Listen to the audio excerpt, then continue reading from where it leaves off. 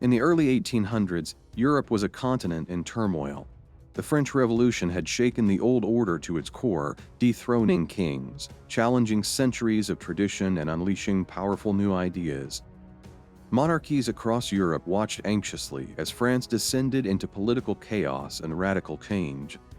But from that chaos emerged a man who would dominate the continent like no one before him, Napoleon Bonaparte. He wasn't born into nobility. He wasn't the heir to a throne. He was a military commander, a revolutionary general, and eventually an emperor. Under his leadership, France went from revolution to empire, and all of Europe would be drawn into a series of wars that would last over a decade. The wars would affect millions of lives, redraw national borders, and shape the world we live in today. They would give rise to nationalism, change how wars were fought, and pave the way for both unity and division across the European continent. The Napoleonic Wars, fought between 1803 and 1815, were a series of major conflicts that pitted Napoleon's French Empire against a shifting set of European coalitions. The roots of the conflict go back to the French Revolution, which had shaken the very foundation of monarchy in Europe.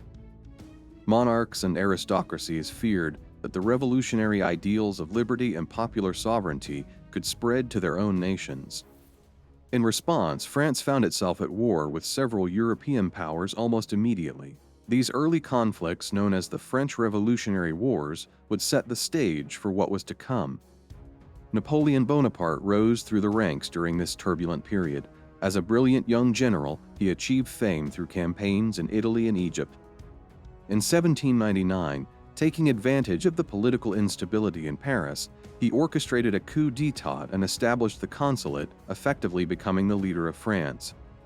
Just 5 years later, in 1804, he crowned himself Emperor of the French, a symbolic moment that made it clear Napoleon intended not just to govern, but to dominate. Over the next 12 years, Europe would become a chessboard of alliances, betrayals, and battles. Britain had never truly trusted the peace agreed to in the Treaty of Amiens just a few years earlier, and by 1803 it had already resumed hostilities with France. Napoleon's rapid rise, his control over large parts of Western Europe, and his increasingly centralized power threatened the fragile balance that had long maintained European stability. Austria, still humiliated by its defeat in earlier conflicts with revolutionary France, was eager to recover lost prestige and territory. Russia under Tsar Alexander I was growing concerned about French dominance in Central Europe, particularly after Napoleon's moves to consolidate control over Germany. With diplomacy failing and French troops advancing across the continent, these three powers, Britain, Austria, and Russia, formed the Third Coalition in 1805. It was a grand alliance backed by British gold and united by one goal: to contain Napoleon and preserve the balance of power in Europe.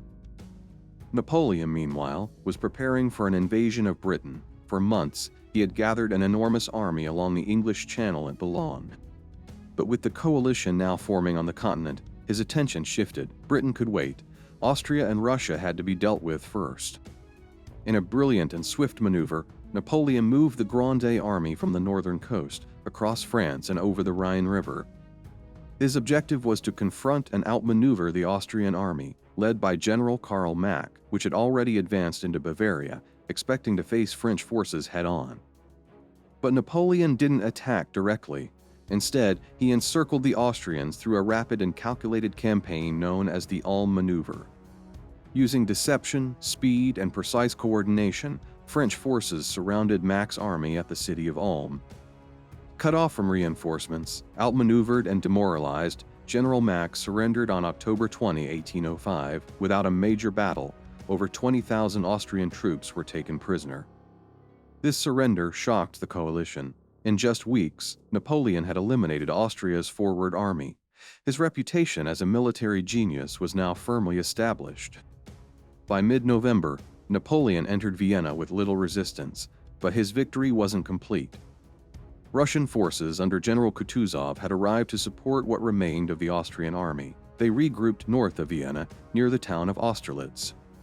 Napoleon, sensing an opportunity, deliberately appeared weak. He allowed his right flank to look exposed, baiting the Allies into attacking there. Behind this apparent weakness was a deadly trap. On December 2, 1805, exactly 1 year after his coronation as emperor, Napoleon fought the Battle of Austerlitz.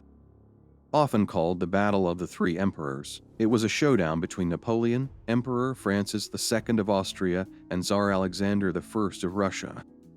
By the end of the day, the Allied army was broken. Over 30,000 men were killed, wounded, or captured. The French suffered far fewer casualties. The victory at Austerlitz was not only military, it was symbolic. It proved that Napoleon could not only defeat the old monarchies of Europe, he could humiliate them. Austria sued for peace almost immediately. The Treaty of Pressburg signed later that month.